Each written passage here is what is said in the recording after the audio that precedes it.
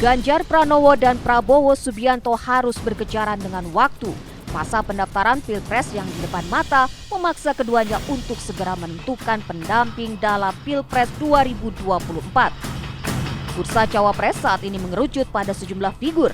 Mereka disebut-sebut masuk dalam radar kedua poros, mulai dari Erick Thohir, Sandiaga Uno, dua Nahdliyin asal Jawa Timur Mahfud MD dan Khofifah Indar Parawansa, serta putra sulung Presiden Jokowi Gibran Raka Buming Raka.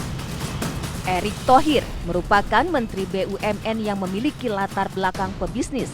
Ia juga identik dengan dunia olahraga karena pernah menjadi Presiden Inter Milan dan saat ini menjadi Ketua Umum PSSI. Sandiaga Uno juga seorang pengusaha, politisi, dan saat ini menjadi Menparekraf. Sandi juga memiliki pengalaman menjadi cawapres mendampingi Prabowo Subianto dalam Pilpres 2019 lalu. Mahfud MD merupakan politisi berlatar belakang akademisi dengan jejak karir yang lengkap. Mahfud 2 kali menjadi menteri yaitu di era Gus Dur dan saat ini menjadi Menko Polhukam. Tokoh Jawa Timur ini juga pernah menjadi anggota DPR RI dan Ketua MK. Khofifah Indar Parawansa yang merupakan politisi wanita yang selalu menonjol dalam percaturan politik nasional. Ketua Harian Tanfiziah PBNU ini saat ini menjadi Gubernur Jawa Timur. Khofifah pernah menjadi anggota DPR RI serta 2 kali menjadi menteri. Sedangkan Gibran Raka Buming Raka merupakan tokoh muda yang sangat diperhitungkan dalam politik nasional. Putra sulung Presiden Jokowi itu saat ini menjadi wali kota Solo. Lalu, siapa yang berpeluang besar mendampingi Ganjar dan Prabowo? Pakar politik Muhammad Kodari menilai Mahfud MD dan Khofifah memiliki peluang besar mendampingi Ganjar. Kelihatannya hampir pasti bahwa calon wakil presiden bagi Ganjar akan diprioritaskan tokoh yang berasal dari Jawa Timur. Karena Ganjar atau PDI Perjuangan ingin mengambil suara pemilih di Jawa Timur yang sangat besar. Dan itu sudah kita dengar ada 2 nama yang beredar, pertama Mahfud MD, yang kedua Khofifah Indar Parawansa. Kelebihan 2 orang ini selain dia mewakili wilayah Jawa Timur yang besar, mereka juga tokoh Nahdlatul Ulama yang notabene jumlah pemilihnya atau jumlah populasinya sangat besar.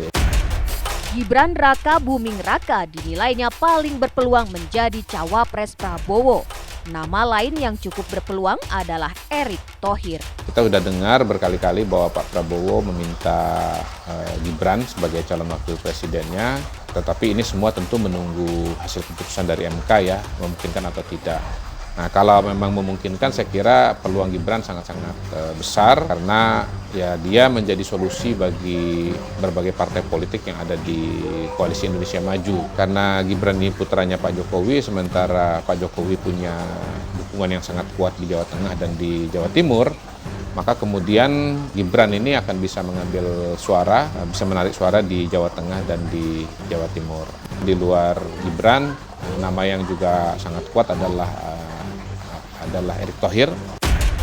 Pakar politik Adrian Sopa menilai Sandiaga Uno dan Mahfud MD berpeluang besar menjadi cawapres Ganjar.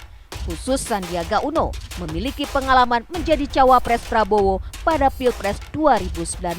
Bahwa kita ingat sendiri di 2019 yang lalu Pak Sandi juga pernah menjadi wakil dari Pak Prabowo. Sehingga selain misalnya kelemahan-kelemahan yang Pak Prabowo punya, kekuatan-kekuatan yang Pak Prabowo juga Pak Sandi mungkin juga tahu. Sehingga ketika dia berpasangan dengan Pak Ganjar itu bisa menjadi nilai lebih dari Pak Sandi dibandingkan dengan kandidat yang lainnya. Itu yang pertama.